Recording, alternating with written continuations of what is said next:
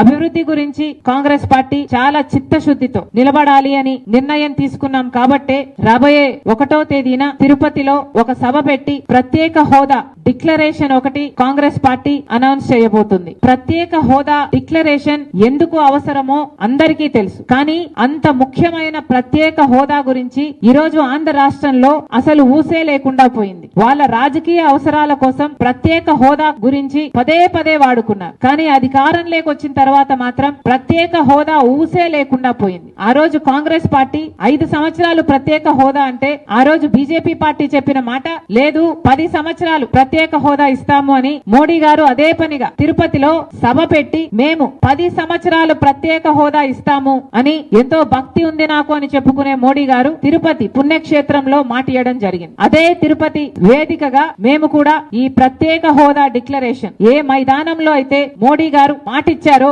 అదే వేదికగా అదే మైదానంలో Congress party special status declaration 1వ తేదీ సాయంత్రంన అదే వేదికగా ఒక సభ పెట్టబోతున్నాం. అసలు ప్రత్యేక హోదా వస్తే ఎన్ని మేలులు కలుగుతాయో ప్రజలందరూ కూడా మళ్ళొకసారి అర్థం చేసుకోవాలనే ఈ ప్రత్యేక హోదా డిక్లరేషన్ మేము తిరుపతి వేదికగా 1వ తేదీన పెట్టదలుచుకున్నాం. మన రాష్ట్రంలో 972 కిలోమీటర్ల సీషోర్ ఉంది. మనకు ఎన్ని పరిశ్రమలు వచ్చుండొచ్చు, మనం ఎంత అభివృద్ధి చెందుండొచ్చు, కానీ ఇవేవీ జరగలేదు. కనీసం రాష్ట్రంలో పట్టుమని 10 కొత్త పరిశ్రమలు కూడా రాలేదు. ఇదేనా కావాల్సింది? డిఎస్సి అన్నారు, మెగా డిఎస్సి అన్నారు. జగన్మోహన్ రెడ్డి గారు ఒక దగా డిఎస్సి ఇచ్చారు. 2,30,000 ప్రభుత్వ శాఖల్లో ఉన్న ఉద్యోగాలను భర్తీ చేస్తామని చెప్పారు. ఏపీపీఎస్సీ ద్వారా ప్రభుత్వ శాఖల్లో భర్తీ చేసిన ఉద్యోగాలు కనీసం ఈ 5 సంవత్సరాలలో కనీసం 2-3 వేల ఉద్యోగాలు కూడా కాదు. ప్రతి సంవత్సరం జాబ్ క్యాలెండర్ ఇస్తామన్నారు. మళ్ళీ అది ఒక దగాయ్. ఇలా అందరినీ బిడ్డల్ని ప్రజల్ని మోసం చేసుకుంటూ పోతే ఇక మీకు విలువేముంటుంది? మీకు క్రెడిబిలిటీ ఏమున్నట్టు? అసలు ప్రత్యేక హోదా ఊసే లేకుండా పోయింది. ఈ రోజు ఇది చాలా ఆశ్చర్యం కలిగించే విషయం.